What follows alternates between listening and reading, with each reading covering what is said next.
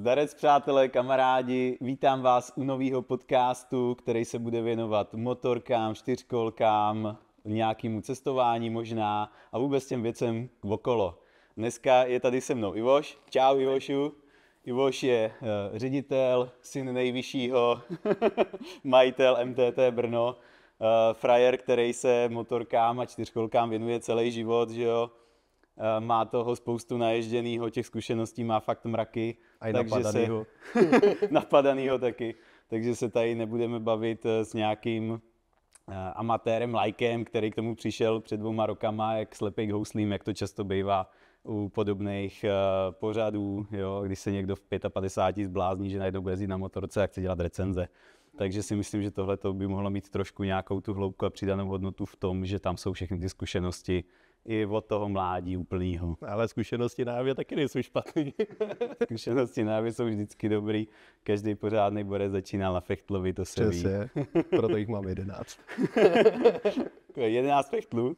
No, aspoň 4-5 babet, že jo, nebo něco takového. Ne, to mám jenom 3. 3 babety, OK. Tak jo, no, dneska bych to pojal směrem k těm čtyřkolkám. Rád bych se s tebou pobavil o tom, jak vlastně si vybrat čtyřkolku, o čem vůbec přemýšlet, když teprve mě to jako napadne ta myšlenka, jakým směrem se ubrat, když tu čtyřkolku vybírám. Ostatně jako nebudem si tady nalhávat, že prostě MTT Brno dělá CF Moto, Goes, Kajo samozřejmě, všechny tyhle ty značky. Proč je zrovna CF Moto jako nejlepší značka, si samozřejmě povíme. Takže, Ivo, prosím tě, hnedka první otázka teda, jak si vybrat čtyřkolku? Ale to je zásadní, protože každý, kdo přijde ke mně do obchodu a přijde si koupit čtyřkolku, tak řekne, chci čtyřkolku. Tak já z něho musím dostat jakou čtyřkolku, na co to chce a to je důležitý. Takže první otázka je, kde s tím chceš jezdit, na co to chceš používat a jestli opravdu víš, protože ty mě samozřejmě řekneš, že to máš na práci, ale jestli opravdu víš, že to na tu práci je, protože to víme všichni, že na tu práci ty čtyřkolky úplně nejsou, samozřejmě udělají té práce strašně moc, můžeš tahat tady přetížený vozíky, má to jako neskutečně moc využití, ta čtyřkolka, ale ta zábava je to hlavní. takže to je důležité si říct jako na začátku. Když si přijdu koupit čtyřkolku, tak musím aspoň trošku vědět, že třeba chci jezdit mezi dědinama, aspoň chci jezdit za sousedem, mu to ukázat, ujedu s tím třeba 30 kiláků klidně i po silnici, a nebo jestli to mám na to, že pojedu do lesa, tam naložím vozejk plnej dřeva a jedu zase zpátky k baráku. Jo, to je dost velký rozdíl. Potom, že se to liší v podvozkách, není to jenom vždycky o motoru, jestli jednoválec, dvouválec, jaký objem, ale i ten podvozek dělá strašně moc, takže když jezdím po silnici, po pevné cestě, tak potřebuji zase jinou čtyřkolku, než tu, co používám právě v tom lese na to tahání toho dřeva.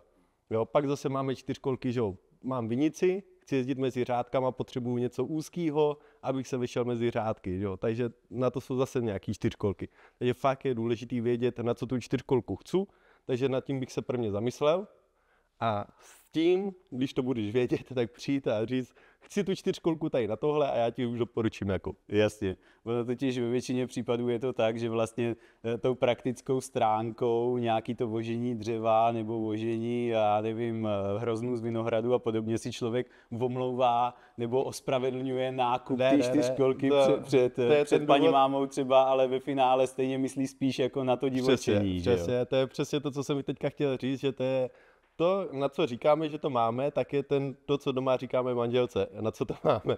Takže většinou to funguje tak, že poprvé přijde frajer nebo pán sám, vybere si čtyřkolku, pokecáme a on se staví ještě minimálně podruhé, kdy přivede i tu manželku a té manželce musíme vysvětlit, že to je prostě na tu práci, že s tím postaví barák, že s tím naveze všechno dřevo na topení na celou zimu a tady tohle. A pak šťastně od nás dostane čtyřkolku a už je spokojený člověk, může si sám jezdit po lese, kde ho nikdo neruší a je šťastný. Přesně tak. A když teda už vybírá tu čtyřkolku, tak jaký je ten model, nebo jaká kubatura, nebo jaká velikost je vhodná třeba na prácu a co třeba potom už jako spíš splní i nějaký ty nároky na tu zábavu, na to trošku si zablbnout, jo, neříkám, že člověk musí úplně divočit, ale trošku, aby tam byla nějaká dynamika. Jo, v podstatě čtyřkolky začínají někde u 400 kubíků, kdy můžeme koupit dneska třeba Goesa, co vyrábí CF Moto. to jsou hodně dobrý čtyřkolky a v té 400 jsou to vyloženě takový čtyřkolky jako na tu práci. Takže přesně to, ale mám les kilometr daleko, přijedu si do lesa, naložím vozejk, co se na něho vejde dřeva, mám tam vzadu rozvodovku, vepředu si můžu dát přední náhon i uzamčit diferenciál, takže to fakt jako všestranný, už jsou to rovnou obutý čtyřkolky, jako obutý na pneumatikách, na drapákách, takže to fakt v tom lese má nějaký záběr, není to, že bych hrabal na místě a nemohl potom s tím dřevem vyjet. Takže úplně ideální vstup jako na tu práci, vstup do toho světa čtyřkolek jsou ty Goesy, ty 400. Když už člověk ví, že s tím bude chtít i nějakou tu zábavu, trošku zablbnout, tak ta 400 je zase jakoby taková mdlá, takže s ní není úplně ta sranda. Jo? Takže to už je potom lepší ta 500. S 500, když stojím na suchém asfaltě, dám tomu plný plyn, normálně začnu gumovat, můžu blbnout. Když poletím po polňačce, že jo, můžu si to víc užívat, je to takový jako živější, na ten plyn je mnohem větší reakce, je to jako za mě lepší. Jo, za mě i ta 500 je taková ta skupina čtyřkolek, která je dobrá jak na začátek, tak pro ty pokročilý jezdce, jo, že to není úplně zbytečně moc, není to zbytečně velká čtyřkolka, ale je to ovladatelný, je to živý, je to hravý. Jo. No a pak zase to jde dál. Pak máme ještě 600. 600 už je taková čtyřkolka, já to lidem často přirovnávám k autům. Jo, že 500 je Octavia, 600 je Superb. Jo. Už je tam rozdíl právě jako v jízdním komfortu. Je to širší, má to pevnější tlumiče, má to mnohem lepší posed. Jo, když si sednu na tu 600, jo, konkrétně X625 od CF Mota, má to výš řídítka, dělený sedadla, takže spolujezdec, když tam posadím paní mámu za sebe, si tam sedí sama, já o ní nevím, dobrý. Je to pohodlný, můžu tu krásně řídit, už tady tam je vždycky integrovaný posilovač řízení, takže je to komfortní čtyřkolka, s kterou můžu jezdit na vejlety. Jo, často si to kupují lidi, když už třeba mají problémy s motorkama, že je pro ně motorka z nějakého důvodu těžká, neudrží to, tak si klidně koupí tu 625, protože na ní se dá fakt jako jezdit ty vejlety.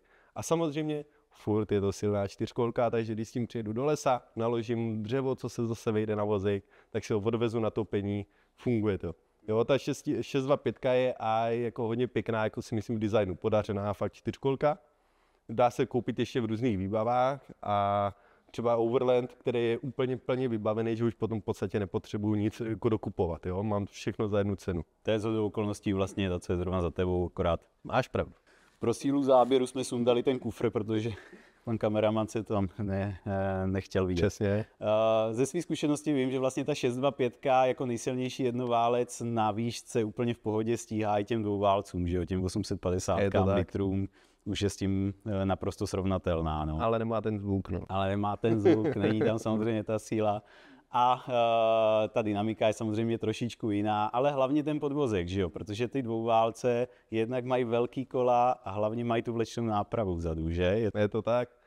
Ale tam jako když jedu na 8 pade, pominu teďka jako ten motor, jak funguje, ale důležitá je ta zadní náprava. Jo, mám tam každý kolo zavěšený nezávisle vlečenou nápravou a ty zadní kola se chovají tak, že když jedu třeba 80-90, tak takhle nezávisle odskakujou.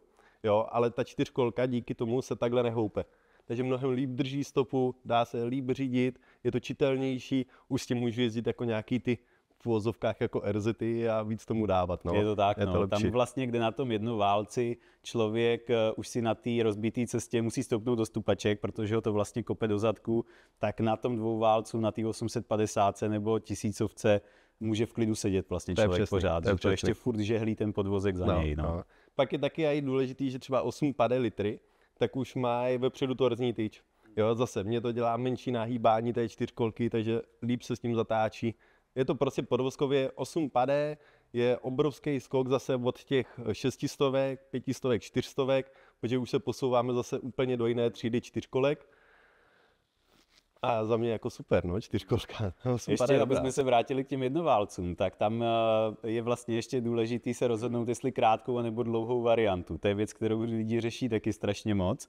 U těch dvouválců to odpadá vlastně, protože tam už se dělá jenom dlouhá, ale u těch jednoválců je furt vždycky v nabídce i ta krátká. No. A tak u těch dvouválců je to jasný, protože kdybys měl krátkého dvouválca, což se vyrábělo, bývaly v tom i dřív 850-kový motory od CFK, tak je to strašná raketa, furt to se díváš takhle do oblohy, když jedeš, jo, takže prostě přidáš, ono se to naštorcuje a letíš, jo. A v podstatě, kdyby tady ten motor dávali do těch velikostních 4kolek, co jsou 500, ty krátky, tak zase furt budeš lítat po zadním. No a když vyjedeš do lesa, zapříneš vozejk, nebo prostě budeš jezdit nějaký svahy, jo, nějaký náklony, tak se hnedka převrátíš. Je to tak, no. Jo, Ale takže... když ten člověk teda přemýšlí, jestli krátkou nebo dlouhou, u toho jednoválce. Bavíme se teďka o jednoválce. U toho jednoválce je důležité zase si říct, na co to mám. Pokud to mám na tahání dřeva z lesa, kdy za sebou budu vozit velký vyvážecí vlek, tak si vezmu krátkou. Líp se mě to bude lámat mezi stromama, všechno projedu, jo, je to jako takový obratnější ta 4kolka. Jo, nějaký poloměr zatáčení, hele, krátká, dlouhá, měřili jsme to a je to úplně zanedbatelný rozdíl, jako tímhle se nedá vůbec řídit, jo. Ale zásadní je právě, když máš ten dlouhý vlek zatím s tím dřevem, tak mezi těma stromama si líp projedeš, jo, líp se to řídí. Ale zase, když budu jezdit sám na krátké po lese, tak bez toho vozejku, tak už je to právě náchylnější na to převrácení. I když pojedu po silnici s krátkou a jedu třeba 70 a teď najednou se budu muset něčemu prudce vyhnout. Jo, na to potom navazuje i posilovač řízení, tak prudce se potřebuji něčemu vyhnout, tak cítím, jak ta 4kolka je taková klidná, jo? Jak se mě jakoby jedno kolo dostane do vzduchu nahoru, protože prostě ta krátká je méně stabilnější než ta dlouhá, to je zásadní. Jo? Jasně, jasně. A vlastně, kdyby člověk chtěl opravdu občas vést tu paní mámu někam na kafe, na zmrzku, tak na té krátky je to strašně těžko řešitelný. Jo. Tam je problém v tom, že jednak si nemá ten spolujezdec kam sednout a nemá si kam dát nohy. Že? No, vlastně furt se mlátí helmama jedno prse. s druhým. Protože ty nohy u krátké 4kolky totiž nejsou stupačky pro spolujezdce. A stupačky, co tam jsou, jako pro řidiče, tak jsou i relativně malý, že se tam fakt vejde jako na pohodu noha a půl, ale ne 2 nohy. Jo? Takže už to ti zavazí ten spolujezdec, že tam prostě dává tu svoji botu a tebe tam kope do lítka a takhle. A to kopání do lítka je další věc, že tam právě nejsou ty vyvýšené stupačky pro toho spolujezdce, takže když si tam ta baba do tebe sedne, nemá se čeho zapřít nohama. Takže potom jedete někde po lese, že jo, hází to levá a pravá, ona tam lítá jak pytel brambor, teď cloume s tebou, protože se samozřejmě chytá tebe, že jo, takže tě zhazuje z té 4kolky. No a ještě když máš tu krátkou 4kolku a ona ti tam takhle lítá, no tak ti se snaží jako převrátit celý ten stroj. Jo, takže fakt jako pro dva je to nouzovka, kupují si to většinou spíš jako takhle do firem, že prostě na tom jezdí jeden člověk, ale když potřebuje někoho dovést na druhou stranu jako lesa, tak někoho naloží a hodí ho tam. Jo, ale není to o tom, že by si sedl a jel tady na zmrzlinu 20 km daleko. Tam prostě není, no. Přesně. Jasně. Je to taková nouzovka někde na dojetí, to je řešitelný, ale jinak ne, no. Přesně. Ale zase na druhou stranu, že nějaký ty údržby areálů nebo odrenování sněhu, schodníků, že v zimě a tady tyhle ty srandy, tady pro ten komunál třeba, ale tak je to úplně zlatý stroj. Každý rok toho prodáme mraky, co právě jsou, že se koupí krátká, klidně 400, to na to úplně bohatě stačí, tady na tu údržbu, na ten komunál. Dopředu se dá ralica, dozadu se dá metač štěrku, soli, jo, dá se tam dát držák nějaký, takže nějakou lopatu si tam klidně může vést s sebou ten člověk. Dokonce jsme to dodávali do Brna jedné firmě, ta si tam dozadu přidělala vysavač a vysává v poparcích exkrementy, jo, takže dá se jako to fakt ty 4kolky. Je to univerzální stroj fakt jako na cokoliv, že jo. Přesně, v létě místo toho vysavače tam můžou nasadit sekačku, že jo, můžou posekat trávník, takže jako fakt to využití, kolikrát, když vidím, co na tom lidi mají namontovaný, když přijdu na ty servisy, tak to jdu omrknout, trošku se směju, ale je to fakt jako funkční všechno, no. Všechno jsou to dobré věci. A hlavně, že přijde víkend, tak to z toho sundáš a můžeš blbnout, jo. Takže máš 4kolku, s kterou pracuješ celý týden, vydělává ti peníze od pondělí do pátka, no a o víkendu se zajezdíš pro radost. No, je to tak. V neděli to opláchneš, šéf si ničeho nevšimne a dáš to zpátky do firmy. Taky varianta, no. Jo, že ta využitelnost té 4kolky je opravdu neskutečná, no. Že tam je vlastně stran toho, že cokoliv si na to člověk může sám vyrobit, dodělat, nějaký držáky, nosiče. Český člověk je šikovnej, české ručičky fungujou, takže ty lidi jsou fakt jako schopní si na to cokoliv vyrobit a tam vlastně není problém s nějakým provozem čehokoliv na tom, no. Jo, přesně, opravdu je to univerzální zařízení. A jak říkáš, jako, jo, hlavně české ručičky jsou fakt šikovný a tyjo, jak jsou tady ty vzadu nosiče, třeba na té 625 za mnou, jsou ještě plastově odeklovaný, ale pod tím jenom kovový nosič. A to já si myslím, že v každém jakoby českým uživateli, co si to koupí, evokuje úplně to, že pojď, musím tam něco vyrobit, jo, protože fakt jako těch přípravků, nosičů, košů, všelijakých strojů je strašně moc, jo, co se na to přidělává. Je to tak a hlavně je to legálně provozovatelný, že jo, na rozdíl od nějakých fréz a takových těch domácích malotraktorů, se kterými člověk nemůže vyjet na silnicu, tak prostě si cokoliv z toho zařízení přidělá na tu čtyřkolku a může jet kam chce, že jo, je to tak. No. A ono hlavně za těma čtyřkolkama, ještě ti do toho skáču, tak je kula, jo, takže přesně. Ta kula je stejná jako na autě, je tam 7pinová zásuvka, je to homologovaný, takže s tím můžeš fakt jako to po té silnici, takže zase máš ten vozejk, vytáhneš dřevo z lesa, najedeš si na silnici, teď ty vozejky už máme taky homologovaný, to tady třeba dlouhou dobu nebylo, ale teď to máme od Quadkitu, což je firma, kterou zastupuje v Česku stejný importér jako čtyřkolky CF Moto, takže zase není problém v jakékoliv skladové dostupnosti. Hodíme to do prostřihu, odkaz na to dáme. Jo. A zase tam můžeš to ještě doplnit dozadu všema těma doplňkama, nosičama, sekačkama, jako je to hromada. No. Přesně tak, přesně tak. Takže vlastně i tady tahle ta vyvážečka, která je vyloženě koncipovaná za čtyřkolku, se dá normálně legálně provozovat na silnici, takže člověk, když do toho lesa potřebuje přejet někde 5-10 kilometrů po dědině, tak jede úplně bezpečně, nemusí mít strach z toho, že zastaví policajti a bude nějaký problém, že jo? Jo, protože samozřejmě jde za to zapřihnout i klasický vozík za auto, akorát tam je problém v tom, že vlastně když tím člověk jede do lesa na to dřevo, tak si voškube blatníky, voškube si světla, protože ten vozík je široký, čtyřkolka je úzká, když to ty vozíky, ty vyvážičky, které jsou dělané za tu čtyřkolku, tak jsou dělané přesně v tom rozměru té čtyřkolky, takže kde projede čtyřkolka, projede vozík. Co je zásadní, tak ty vozíky mají každý kolo chycený na straně zvlášť. Jo, když máš klasický autový vozík, že jo, máš tam klikovou nápravu, takže je to spojený nějakou trubkou, levý, pravý kolo, ty jedeš po lese, vidíš pařez, přejedeš čtyřkolkou úplně v pohodě, najedeš na to vozíkem, vozík se ti šprajcne a stojíš. Jo, takhle u toho fakt jako profi vozíku do lesa tě to nemůže potkat. Je to tak, no, mají velkou světlou výšku a projedou fakt nesmysl ty vozejky, no. Velký kola, že jo, bantamový hlavně, který taky vydržejí nesmysl, no. Tak fajn, my jsme trošku přeskočili ještě ten posilovač řízení, ale jo, to je zase záležitost, která se týká vlastně těch 400, 500, potažmo 520 nebo 450 od CF Mota, protože potom vlastně od 625 vejš už je to v rámci standardní výbavy ten posilovač, ale u těchto těch jednoduchých levných strojů je ještě na zvážení, jestli si ho přikoupit a nepřikoupit, protože často, co člověk slyší, je, to je blbost, která se může pokazit, že jo, co je časy, no. Ale ten posilovač řízení je strašně dobrá věc, usnadní ti to práci, je to příjemný přijíždění, ale lidem říkám, že je to komfortní prvek. Jo, není to nic, co jako, že nutně potřebuješ, ale usnadní ti to. Hodně to přirovnávám, zase já mám rád ty přirovnání, takže hodně to přirovnávám auto s automatickou převodovkou, že jo.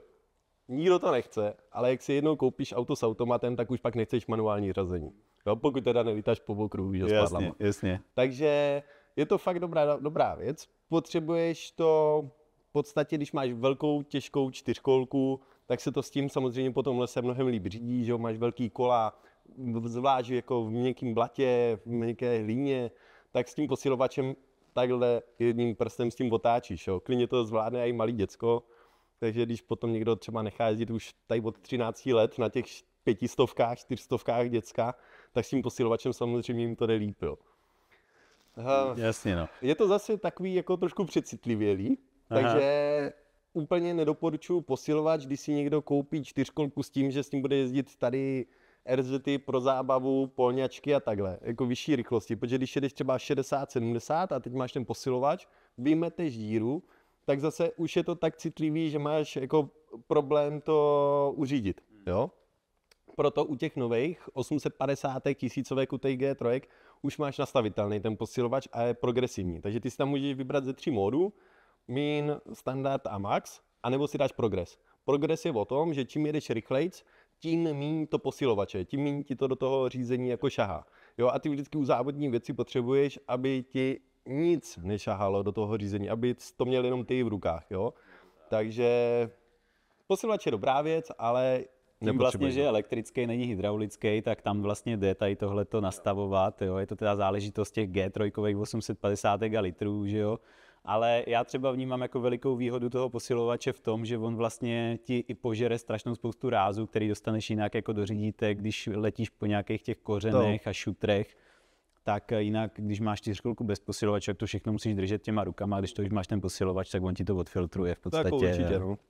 A jedeš si tak jako komfortně, no. Jo, ale to se bavíme ale o tom, že jedeš z těch 30 jako po lese, jo, a neletíš po tom lese 60, jo. Jasně. Protože když poletíš po lese 60 a kopne tě ten kořen do toho řízení, tak si už to uděláš.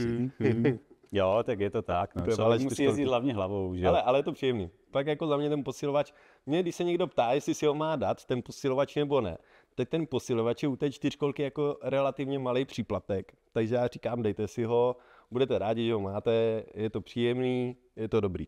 Jo. Nekazí se to, funguje to, takže proč ne? Ale hlavně, když si někdo řekne, já se ještě rozmyslím, možná si ho pak nechám dodělat, jo, tak to jim řeknu rovnou, že to nejde. A pak jsou lidi, kteří mě volají třeba po měsíci, že si to rozmyslí, že by ten posilovač chtěli. No. A že si ho domontujeme. No, ale ono už to není.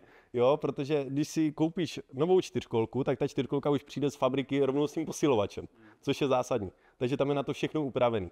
A není to jenom o tom, že když se potom rozhodneš, že chceš posilovač, takže přihodíš ještě 10 000, k tomu nám dáš třeba 2 000 za montáž a odjíždíš se čtyřkolkou s posilovačem. No vlastně tam jiná elektroinstalace, že jo, natáhaná, jiný řízení, všechno, že? Řídící jednotku posilovače, elektriku, dobíjení, řízení vyměnit. Jo, je to hromada dílů a je to v podstatě jako nesmyslná operace. No. Jako je pravda, že když se někdo takhle radí, jestli ten posilovač jo nebo ne, a nakonec si nechá poradit, že je dobrá varianta si za něho připlatit, tak je vždycky rád, že ho má. Nikdy se nestalo, že by někdo přišel s tím, že by po měsícu ježdění si řekl, že to je kravina, byla to blbost a neměl ho mít, že jo. Ale těch případů, jak říkáš, právě naopak, že si řekli, že ho nebudou potřebovat a nakonec si uvědomili, že vlastně by byl dobrý, tak těch případů je víc.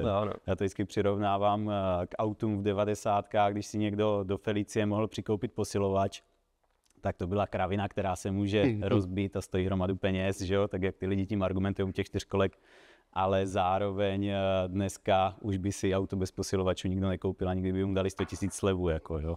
Takže stejně to byla strašná doba. Jako. Takže naštěstí, díky bohu pokroku, ty posilovače už jsou na takový úrovni, že vlastně fakt jako nedá se říct, že by to byla nějaká nespolehlivá věc, nebo že by s tím byly problémy. Vyskytnout se může samozřejmě cokoliv, jsou to jenom stroje, ale zrovna ty posilovače si myslím, že vůbec žádný problém neznamenají. No. Přesně. OK, další věc, která se strašně řeší a je takovým častým problémem svárů, jak na facebookových různých skupinách a fórech, tak samozřejmě i v tom obchodě, tak je rozdíl žlutá nebo bílá značka. Jo? Jakou homologaci si pro tu čtyřkolku vybrat. Přesně jak říkáš, že to nekonečný boj a jsou prostě dva tábory, který si každý kopou za to svoje a těžko se hledá nějaký konsenzus mezi tím. No. Ale a tak to je zase úplně zpátky na začátek. Je to tak. Silnice, terén.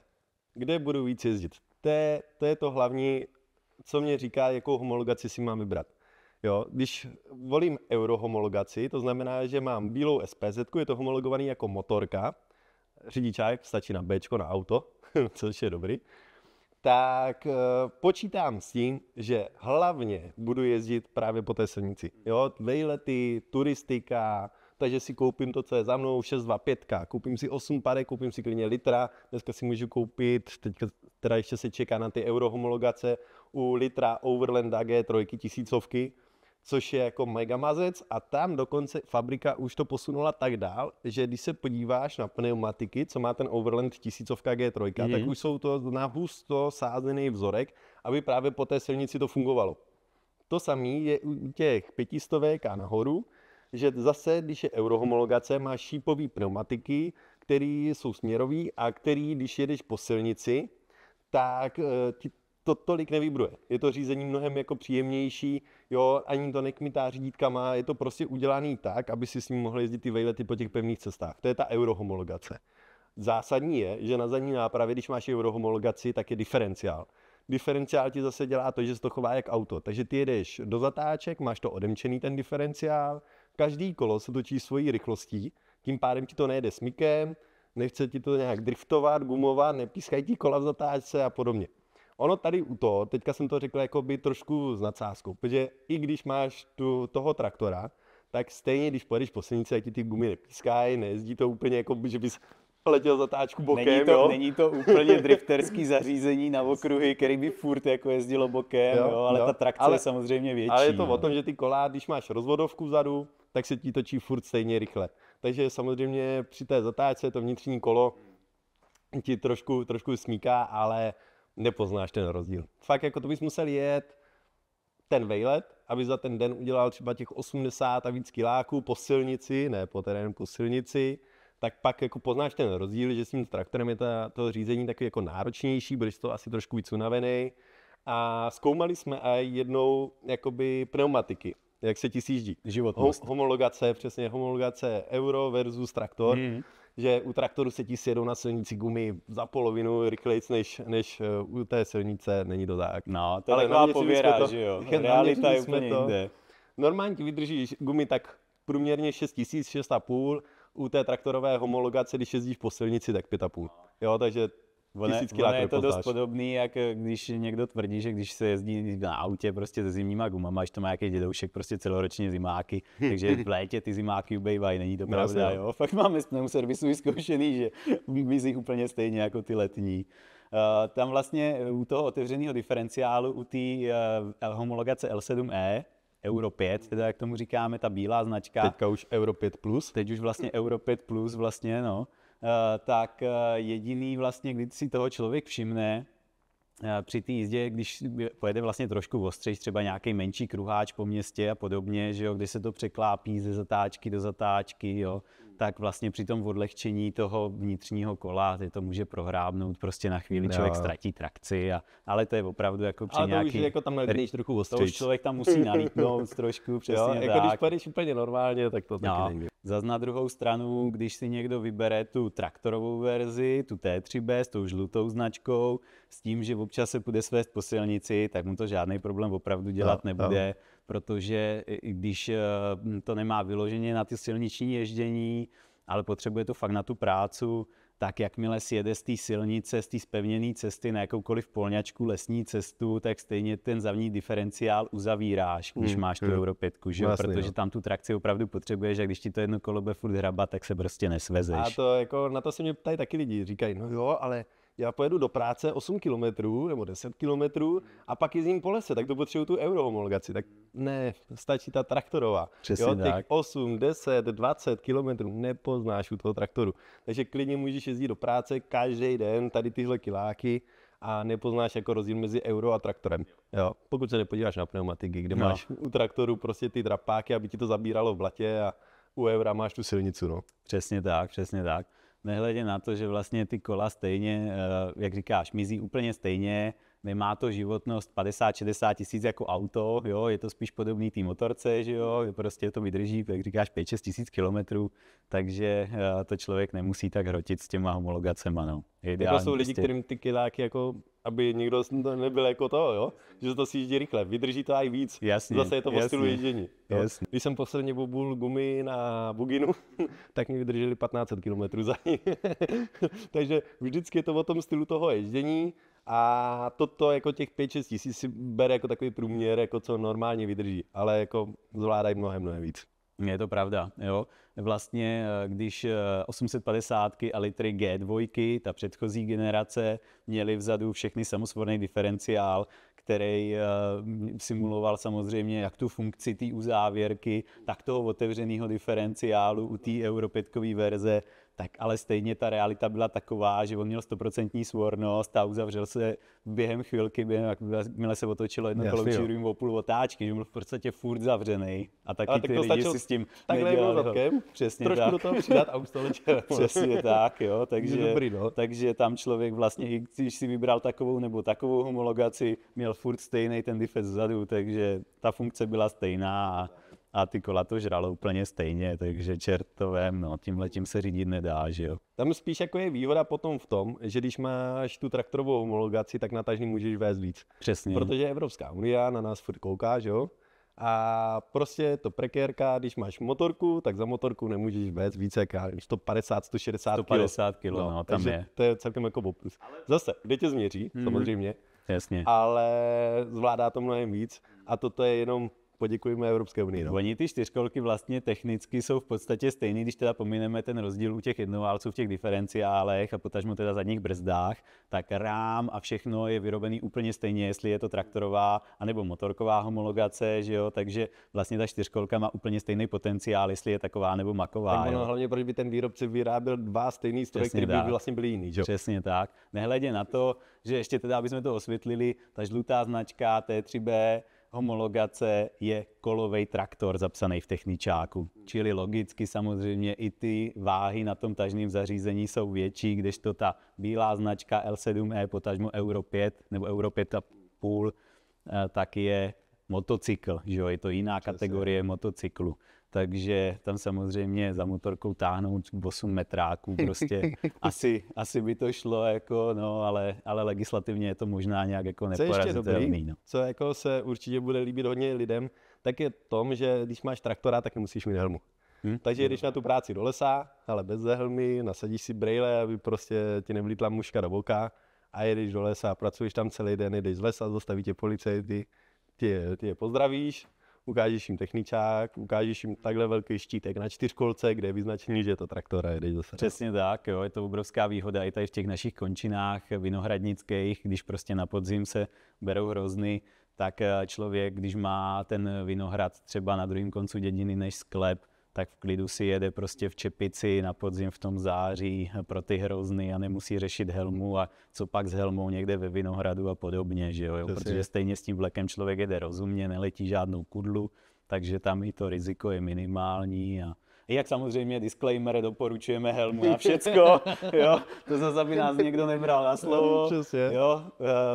Zdraví je přední.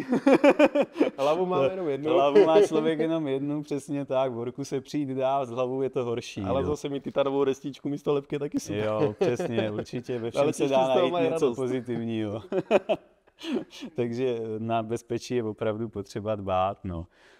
Tam je ještě u těch žlutých značek rozdíl ve výkonu, ne? Oproti bílejm. Bývá to tak, řekněme jako třeba 10%. Je tam rozdíl, ale zase ten výkon, jako tady těch 10%, nebo ať to jsou třeba 3 koně, jo, nebo dejme tomu klidně 3 kW, ale nepoznáš ten rozdíl. To je, když si někdo koupí oktávku 100 koňovou a kamarád mu tam udělá přimísání vzduchu a má dalších 5 koní navíc, tak on to sice poznal, ale auto nepoznalo nic. No, ale pozná se to pocitově, že jo, je to takový trošku placebo efekt. Něco jako můj kamarád říká, čím víc volume, tím víc výkonu. Jo, přesně tak, no.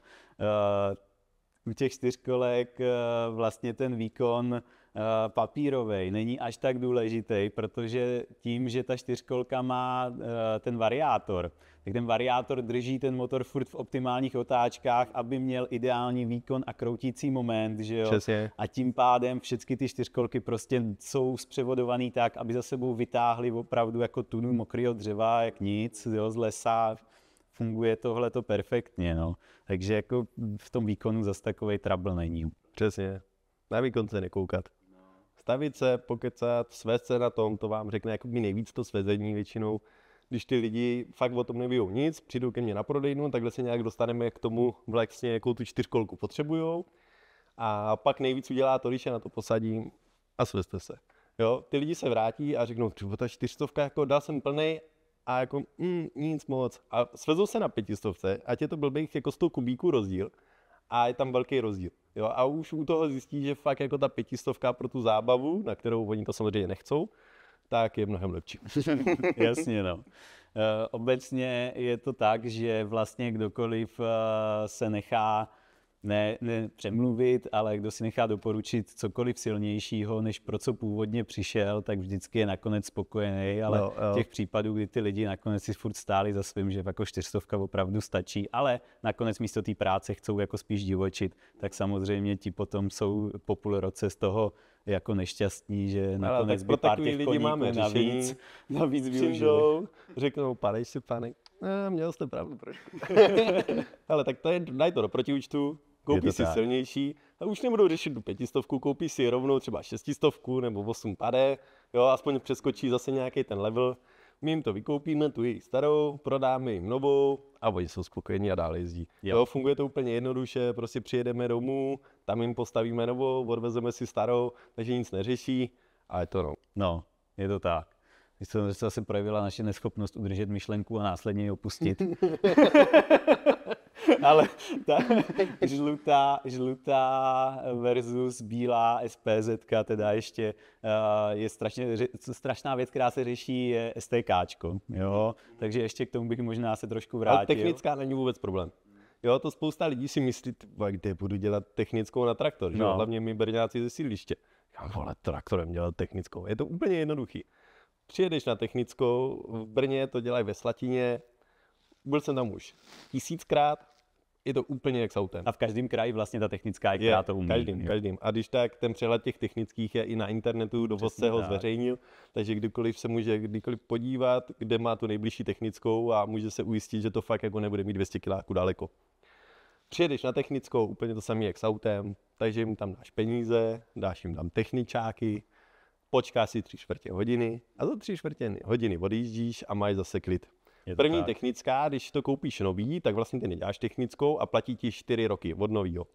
A potom následující jsou po 2 rocích je perioda, jo, že musíš dělat znova tu technickou. Čili postup stejný jako s novým autem, když si člověk koupí. Jo, úplně stejný. Jo, když máš tu motorku, eurohomologaci, tak tam je od novýho 6 let a pak je to vždycky po 2 rocích. A zase to funguje úplně stejně. Přijedeš na technickou, jo. 6 let a pak po 4 letech. Sorry. Já už přemýšlím zase dál. Jasně. No, takže přijedeš na technickou, dáš doklady, dáš peníze a máš hotovou technickou. Přesně tak. A tímhle vlastně apelujeme i na majitele STKček, pokud má někdo zájem vydělat snadný lové v podstatě, tak nejčastější problém, s kterým se setkáváme, tak jsou vlastně ty emise, které se u těch traktorových homologací musí měřit. Takže když by někdo si chtěl vydělat, nemáme problém mu vlastně poslat ty hodnoty, které se mají naměřit, protože ten postup toho měření vlastně u všeho stejný. To zařízení na to ty technické mají, akorát třeba nemají ty tabulkové hodnoty, které mají naměřit, což samozřejmě není vůbec problém. Je to úplně jednoduchý krok, ale něco je to bude stát, ale zase to věřím, že se jim vrátí hned. Protože většina těch 4kolek, co jezdí, tak jsou v té homologaci traktorů a musí tu technickou s těma emisema někde dělat. A když je teďka v Brně, když to vezmu, tak jsou myslím 2 technické, které to dělají, ty emise. A máme prodaných x stovek strojů za rok, ne jako za několik let, ale za rok, tak ty stroje někde musí dělat tu technickou, takže ty technický zbytečně přichází jako volové, si myslím. Přesně tak, takže kdokoliv možná proto má mě zájem, tak vítají vždycky, když tam jedu. Kdokoliv má zájem, umíme to zprostředkovat a budete mít prostě easy business a pro ty lidi vlastně je to taky velký plus, protože pak nebudou muset tolik špekulovat, kam vlastně až na tu technickou jet, že někdo z Moravských Budějovic nebude muset jít až do Brna třeba plácnu. Přesně. Tak jo, ještě velká výhoda u těch traktorových homologací je vlastně v tom, že to vypnou světla. U 4kolky, jo, takže někdo jezdí na čekanou do lesa třeba, že jo, myslivci to hodně řeší, že si nechcou svítit vlastně celou dobu, chcou mít nastartováno a nechcou svítit. Přesně. Tak to je vlastně jediná varianta, jak to jde vypnout, tak prostě koupit traktorovou homologaci. Jo, takže vůbec se to nebojte, je to vlastně věc, která je úplně super. Jo, za mě jo. Jo, super. Tak jo, už jsem si teda koupil 4kolku, všechno jsem si vybral, nechal jsem si poradit a teďka jsem spokojený uživatel. A já jdu utratit tvoje lové. Přesně tak. Jezdím a čeká mě první garanční servis. Tak na co se mám připravit, co se vlastně bude dělat a jak to probíhá, v kolika kilometrech to je? První záběhový servis je v 500 kilometrech, jo. To znamená, že zavoláš týden dopředu k nám do firmy, domluví se na termín, máme vždycky 2 termíny denně, na 10. nebo na 14. hodinu odpoledne a ten den je to vždycky hotový. Takže i ti, co jako nebydlí v Brně a mají nějaký dojezd, tak to máme prostě postavený ty servisy tak, aby přijeli, skočili si na oběd, vrátili se a odjíždí s hotovou 4kolkou zase domů. Jo, takže u toho servisu trvá ty 3-4 hoďky, kontroluje se tam jako milion věcí plus mění, jo. Co je zásadní, tak se mění olej motoru, když je to dvouválec, tak i v převodovce, jinak jednoválce mají společnou náplň motor převodovka. Mění se olej, že jo, ať je to diferenciál nebo diferenciál rozvodovka. Musí se vyčistit, naimpregnovat vzduchový filtr, zkontrolovat chladička, brzdy, brzdová kapalina, Hlavně variátor otevíráme, koukáme, měříme řemen se měří na několika bodech, jak jestli někde není nějaká prohlubeň od toho, že si špatně zvolil rychlost a prostě dřevo si stahal jasný na háčko. Jo, musí se natlačit vazelínou maznice. Jako je tam toho fakt jako hodně, takže fakt to zabere nějaký ten čas, ty 3-4 hoďky. Ale potom zase odjíždíš a máš pokoj jako na hodně dlouho. Ten první servis je 500 km, protože je záběhový, takže je jako dřív než ty ostatní. Takže další servisy už jsou po 2000 km. Samozřejmě jsou lidi, a jich jako hodně, co nenajezdí ani těch 500 kiláků jako za rok. Protože ono, když jdeš jezdit jako do toho lesa pracovat, tak tam najedeš za den, nevím, třeba 30-40 kiláků a jsi rád. Jako, takže je tam i časová perioda a i ten záběhový musí být buď to v 500 kilometrech nebo do roka. A následující servisy jsou po 2000 kilometrech nebo zase do roka. Jo, aby prostě jednou za rok tu 4kolku ti zkontrolujeme, vyměníme ty voleje, zkontrolujeme ten variátor, podotahujeme a jezdíme. Náklady třeba na ten servis, nevím, když se na to díváte, že jo, jestli na to koukáte aktuálně v roce 2025, tak servis vlastně na jednoválec 4 pade, 500, 520, 625, tady tyhle ty jednoválce. Jo, tak jednoválce jsou za 4200 korun, je to práce, včetně materiálu, jasný, je to cena z DPH. Super, a dvouválec, 8 pade litr. O 2 kg dražší, takže 4,4. Takže náklady v podstatě jako úplně marginální oproti pořizovací ceně tyho stroje. A to ještě teďka jsi mě vnukl myšlenku, protože ty náklady, když si koupíš toho traktora, tak máš levnější povinný ručení, než když si koupíš tu motorku. V uvozovkách motorku. Jasně. Ono i tak to je, u té motorky je to, řekněme, nižší tisíce třeba, že jo, je to třeba 1200-1500, a u toho traktoru je to třeba 800 000, něco takového. Podle toho, kde člověk bydlí, kolik má let, jakou má historii u té pojišťovny a tak, jako ze vším ostatním. Ono třeba tady tyhle ty servisy, když to má být tak každý 2000 km nebo jednou za rok, opravdu ty nájezdy u těch 4kolek nejsou žádný ohromný, že jo? Pokud vyloženě někdo není dravec, jako Roman Chipman, nebo jak si říká na Facebooku, shoutout, který má 30 000 km na litru najetejch, já nevím, snad za rok, jako to je dravec, opravdu klobouk dolů. To ještě nedali Jardovi Šimovi 4kolku. Přesně, Jarda Šima nafasoval, myslím si, že tam měl nějaký limit, protože jinak by udělal určitě nějaký zázrak. Ale u těch 4kolek vlastně ty kilometry nepřibývají tolik, takže ty 2000 kilometrů na ten rok stačí většině lidí úplně bohatě. A většinou přijdou spíš na ten časový interval, než na ty kilometry, že jo? Takže nestává se, že by někdo, mám jako pár zákazníků samozřejmě je, kteří přijdou třeba 2x, 3x do roka na ten servis po těch 2000 kilometrech, ale většina těch lidí chodí po tom roce, že jo? Naproti tomu třeba hodně se řeší, jestli si třeba neušetřit pár korun a nekoupit třeba levnější Linhaj, že jo, a podobně, který jsme tak jako dělali. Nicméně u toho Linhaje třeba je servis každých 1000 kilometrů, že jo. Jednou tak často oproti tomu CF Motu nebo Govesu. No, takže... Počkej, ale to se bavíš o tom pravidelném servisu. No, jasně. To je jenom ten předepsaný, když má člověk kliku a všechno drží a úplně se to nesype. No, jo, ale i tak vlastně ten rozdíl těch, řekněme, 10, 15, možná 20 tisíc v té pořizovací hodnotě toho stroje, v té srovnatelné kubatuře, tak člověk na tom servisu, pokud trochu jezdí, dožene vlastně za 3 roky třeba. Takže, já myslím, že dřív. A spíš dřív, ale hlavně ty nervy, který si teda ušetří. to je velký. Nemusí kupovat větší helmu na větší helmu. Přesně tak. OK. Když už teda jezdíme takhle, tak co se ještě týče zajíždění, jo? Vrátíme se ještě teda před ten první servis. Jaký postup vlastně zajíždění? To je věc, kterou člověk řeší na začátku, že jo? Když nemá žádnou zkušenost s tou 4kolkou. Tak na to je několik jako verzí, jak se má zajíždět, že jo? Protože fora jsou to úplně. Je to tak? Ale jako za mě správný postup je tak, že samozřejmě koupím si něco nového, chci, aby mě to vydrželo, aby to fungovalo a chovám se k tomu slušně. Takže je jasný, že když vám to dovezeme domů, tu 4kolku, tak vy jen za to hnedka, nebo ten zákazník nezapřijne ten vozejk a nevlítne do toho lesa, naloží ten vozejk, co se tam vejde dřeva, aby to teda vyzkoušel, jak to fakt funguje, jakou to má sílu. Takže začínám pěkně bez vozejku. Ujedu nějaký kilák bez vozejku, šetřím to, nevytáčím to doplná, neškubu s tím, neskouším, jestli to jezdí po zadním.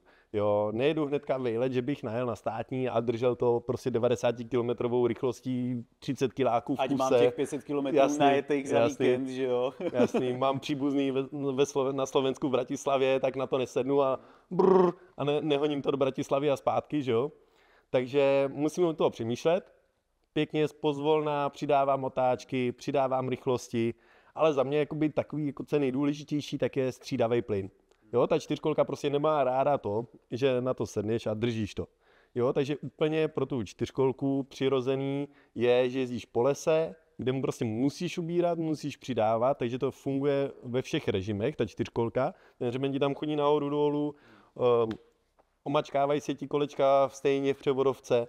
Jo, prostě má to Všechno ten střídavý plyn. Všechno si to musí sednout, že jo, všechno si musí... To samý brzdy, že jo, ty poletíš 90 a teď i on zabrzdil. Zamáčkneš brzdy, tak spálíš kotouče, oni se ti zvlní, že jo. Takže to samý zase, mám čtyřkolku, tak prostě za mě nejlepší je na to sednout, když si koupím eurohomologaci a chci to na cestování, tak jezdím prvně okrsky, takže zatáčky, kde prostě jsem nucený přidávat, ubírat, je to pro ten záběh dobrý. A když mám traktora, no tak to vezmu do toho lesa a pomrknu aspoň konečně, jak má velký les, najdu nějaké cesty, o kterých jsem doteď nevěděl a prostě si to zajezdím pro radost. A až si zajezdím takhle pro radost, tak to začnu pomalu zatěžovat. Takže si tam dám ten vozejk, něco tam naložím, pak zase něco naložím a pomalu postupně přidávám a pěkně si to doběhnu. Jo, je to tak, no.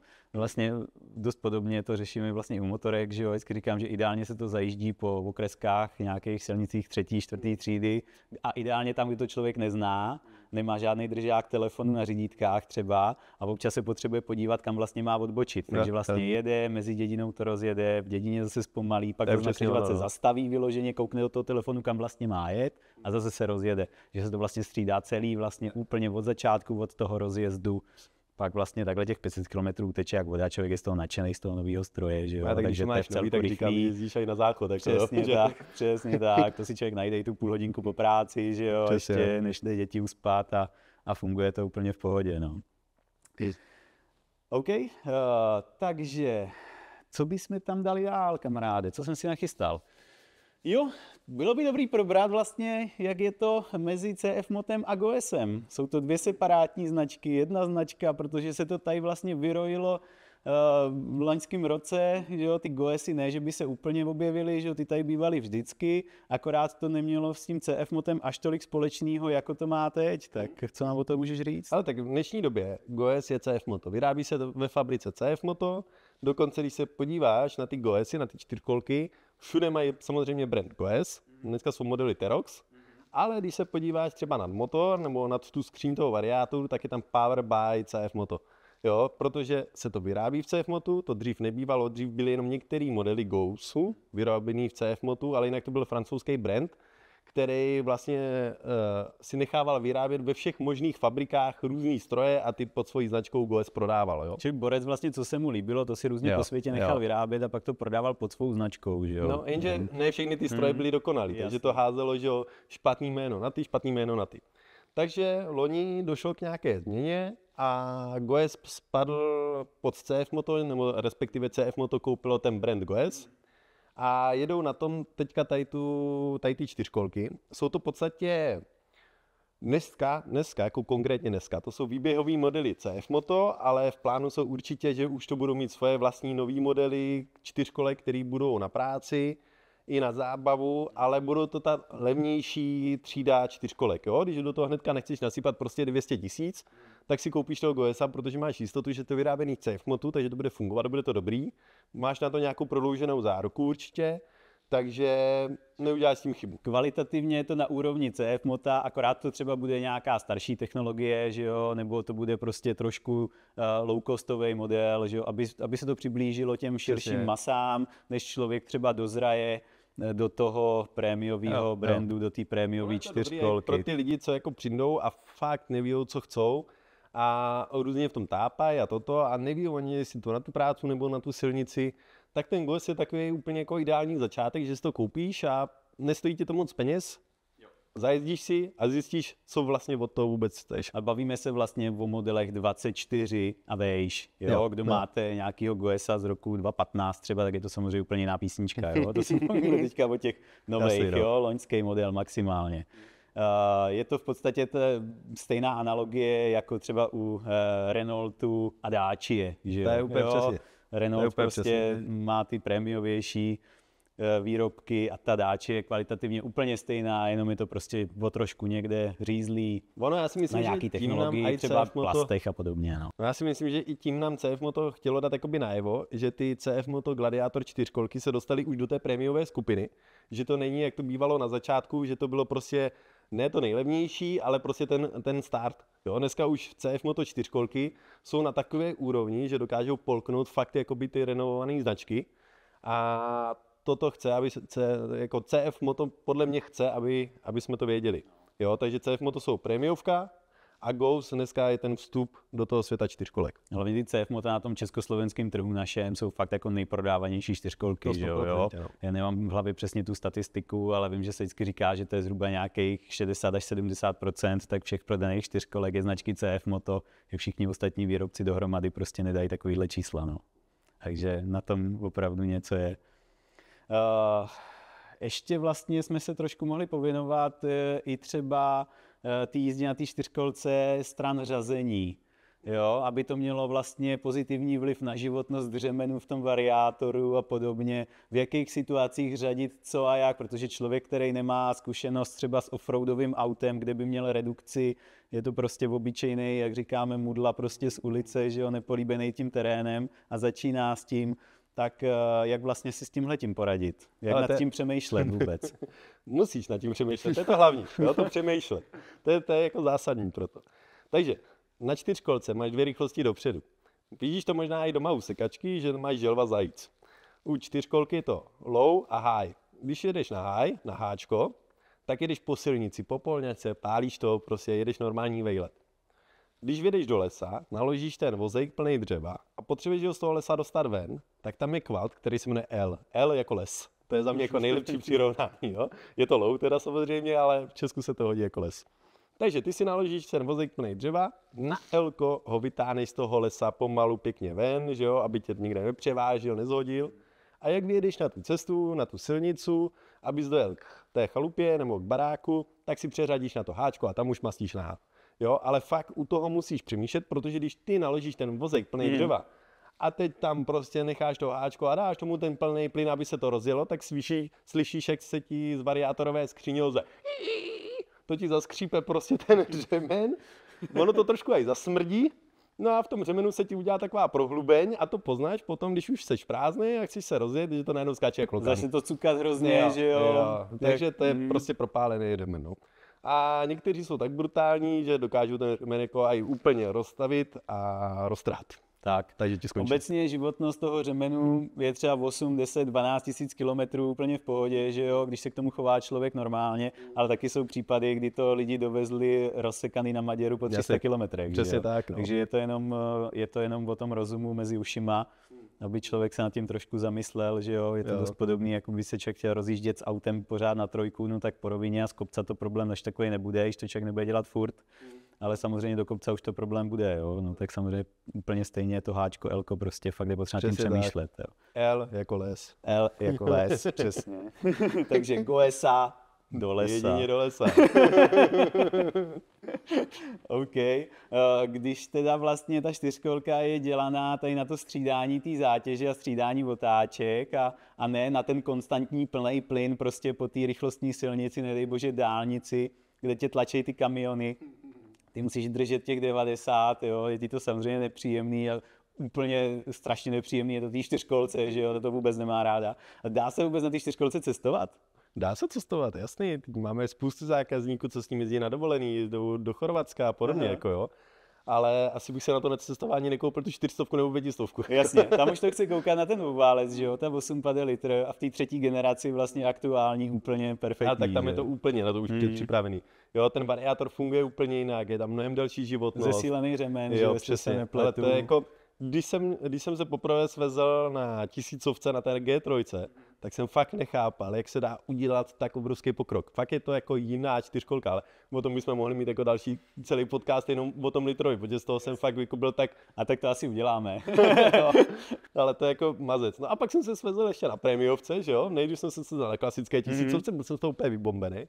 A pak jsem se svezl na 1000 G3 Premium. To je ta s těma bedlokovejma diskama, jasně. že jo? Jenom bych chtěl říct, bedlekový disky ještě k čemu slouží. Jo, není to frajeřinka, není to na parádu. Jako frajeřina je to v první řadě, ale pak to má i tu praktickou funkci. Jasný. Je to o tom, aby se ti neotočila ta guma na tom rávku. Aby se Takže když ty nevyzula. máš ten záběr přesně a potřebuješ se rozjet, tak se ti může stát, že ti bude prostě pneumatika se ti otočí na tom disku. Bavíme se o offroadovém ježdění, kde člověk má nízký tlak samozřejmě, že jo, v té pneumatice, tak Přesně. tam by mohlo Jo, být takže k k tomu tomu slouží vyzutí. bedlekový kola. A, takže, ale ta prémiovka má výkon navíc. A ten výkon poznáš na hned. Jako dáš tam režim sport, červený, dáš tomu prostě CRS a ta Takže tě to čtyřkolka vizuje z trenek. má snahu se postavit, podíváš Aha. se do oblohy a letíš prostě čáru. Jako jo. Za tebou zůstanou černý čáry na asfaltě, že opak domácí může kupovat nový dlažební kostky, jak jsme se dozvěděli Přesně posledně. tak, s gumováním máme svoje zkušenosti. Kdo zná naše gumovačkový videa, tak ví. Nicméně, kam třeba se na té čtyřkolce teda dá dojet, nebo kde nějaký zákazník dojel nějakou fakt jako dálku, o čem by se dalo takhle mluvit, když se bavím o ježdění okolo komína teda. Tak máme jako zákazníky, kteří zvládli dojet třeba do Chorvatska a podobně, jako, že jezdí fakt jako na vejlety. Jo, jich je celá tlupa, oni se dají dohromady ještě s nějakýma slovenskýma oddílama, že jo, a jedou. Obecně vlastně ta čtyřkolka je o tom, že když člověk chce jezdit na ty výlety, tak je dobrý, když v sobě někoho má, že jo, protože samotného na jedné čtyřkolce ho to za stolik nebaví, nehledě na První týden, bezpečnost. jo, a pak už. Když ho to někde třeba, já nevím, zavalí nebo cokoliv, nebo to někde utopí člověk, tak potřebuje něco, Jasně, jo. čím to vlastně vytáhnout nějakého kamaráda, který by mu pomohl, že jo. Tak je vždycky dobrý založit A nějaký do gang. toho Chorvatska určitě nejeli na jeden zátah, že jo, ale měli to třeba rozdělený, že jo. Ale oni to mají nafázovaný různě, takže od nás dojedou na Slovensko, tam se k němu přiradí další a jedou zase nějakou další etapu, tamhle přispíjou, že jo, tamhle přispíjou. Takže jako nejedou to na jeden zátah, jak ty jsi zvyklý s rodinou sednout do auta a jet prostě na Makarskou, že jo, ale nějak to trošku namyslíjou. Když má někdo elektroauto, tak možná už to vlastně dělá úplně stejně dneska. Ale mám vlastně zkušenost s panem Marianem Tellingerem, ze Slovákem, tady kousek za hranicema v Kůtech, nebo tam někde tady před Malackama, který vlastně na X8, ještě tom prvním dvouválcu od CF Mota udělal slovenský rekord, že na tom najel, teď nechci kecat, ale 1000 kilometrů třeba za 24 hodin. Že? Jo, takže vyloženě tam jel po té D2 po dálnici a po té staré silnici první třídy zase zpátky, takže jako možný je všechno. Možný je všechno, odvaha je potřeba samozřejmě veliká, ale kreativitě se meze nekladou. Zase ti kamionáci mají radost na dálnici, že můžou taky závodit. No, tak on to určitě dělal o víkendu, kdy jich za stolik nejezdí, takže myslím si, že tohle byl zrovna problém. OK, no, ještě bychom se mohli pobavit o tom teda vlastně, jak ten nákup probíhá. Když si k tobě člověk přijde tu čtyřkolku koupit, musí sebou přinést hnedka peníze, podepsat krví smlouvu ďábelskou nebo něco takového. Jo, jak tam mám lehátko, takže vytáhneme tu ledvinu zrovna. OK, takže se dá platit orgánama. Jo. Ale tak funguje to, v podstatě snažíme se to udělat úplně jednoduše. A děláme to taky tak, protože dneska je spousta podvodných inzerátů, kde z tebe vymámíjou prostě nějakou zálohu, takže ty někam pošleš peníze a teď si přijedeš nebo čekáš, že ti přijede ta čtyřkolka a ono se to nestane. No je to vždycky samozřejmě o tom, že to je nějaká úplně extra lákavá nabídka, kterou ten člověk nechce propásnout, tak když to nemá úplně ve voku a neví, kolik to reálně stojí, tak se může nechat nachytat samozřejmě. Jasný, no. Takže u nás to funguje tak, že přijdeš k nám. Jednou, dvakrát klidně, i víckrát. Omrkneš, pokecáme, vybereme tu čtyřkolku a ty řekneš, že do toho teda jdem. Takže uděláme objednávku, nebereme si žádnou zálohu, tím se právě odlišujeme, aby lidi, máme to napsané i v inzerátech, aby lidi nikam neposílali ty zálohy. Takže nebereme si žádnou zálohu a ty platíš celý stroj naráz při předání. Takže z ruky do ruky. Takže u nás to funguje tak, že si objednáš ten stroj, domluvíme se, napíšu si fakturační adresu, doručovací adresu, my to sestavíme, namontujeme na to ty komponenty, co ty si vybereš k tomu, že chceš třeba ještě navíc, já nevím, kufr, krytý rukou, jo, cokoliv, tak to my ti tam namontujeme v tom předprodejním servise. Za tu montáž neplatíš, jo, to máš od nás gratis a platíš jenom cenu těch doplňků. Zas na ty doplňky od nás nedostaneš slevu. Jasně, tím se to možná odlišuje. Ale takhle to smontujeme, ještě ti tam natangujeme plnou nádrž, přilepíme tu převozní značku a dovezeme, kam si řekneš. Jo, takže když máš chalupu, já nevím, na Vysočině, nebo tady někde dole, zase na Jižní Moravě, tak my ti to prostě zkompletujeme, naložíme do auta, jede to v zavřeném autě, takže se nestane, že by ti to přijelo a bylo to celý špinavý, takže to ti to v zimě, zkazí jo, ten wow třeba. efekt, jo. Takže přijede ti to v naší pěkné dodávce, která je ještě celá polepená CF motem, takže všichni sousedí hnedka budou vědět, že k tobě jede jako nějaký pěkný balíček. Takže zážitek na 100%. Proto někteří lidi chcou, aby jsme jim to vezli až večer, až je tma a koukají, jestli sousedí nejsou za oknem. A přivezeme ti to domů. Teď to máš doma, tu 4kolku. Kolega to s tebou celý projde, vysvětlí ti to ovládání, předá ti to, co je jako zásadní za mě, že to není tak, že u dveří máš balíček a čau, jo. Takže dostaneš tu 4kolku, kolega to s tebou celý projde, vysvětlí ti to ovládání, klidně se s tebou aj sveze kousek, jo, abys to pochopil, abys to prostě jako zažil, abys to věděl to ovládání, odjede a ten zákazník mu za 5 minut volá, jak se to startuje. Ne, to je normální, protože ty lidi, jak jsou prostě v té euforii, z toho, že mají nový stroj, tak bum, milion informací a ne všechno poberou, jo. Takže ti takhle předáme ten stroj, vysvětlíme ti celý to ovládání a teď jsme u toho placení. Ty ho můžeš zaplatit buď to hotově, klidně na místě, anebo bankovním převodem. Když to platíš bankovním převodem, máme na faktuře číslo účtu, klasika, a nebo QR kód, takže načteš telefonem, pošleš to. Tam jenom apeluju na ty lidi, což se stane asi 99krát ze 100, že nemají nastavený limit na platbu. Přesně, mají nízký limit, a pak tam člověk stopuje. Protože... Takže si kolega dá kafíčko, druhý kafíčko, čajíček a pak se to podaří teda nastavit, jo. Takže nastavit ty limity, no a zaplatíš to celý naraz při tom předání. My ti to ještě i přihlásíme, takže nemusíš chodit na magistrát a celý to tam jakoby řešit, protože tam lidi chodí párkrát jako za život, takže nikdo s ním nemá ty zkušenosti. Teď formuláře, komplikace, nehledě na to, že když to mám na té chalupě nebo někde, tak ještě musíme do toho města, že jo, kde to vyřizovat a takhle. Takže takhle je to sfouklý při jednom, stačí vlastně si nachystat plnou moc.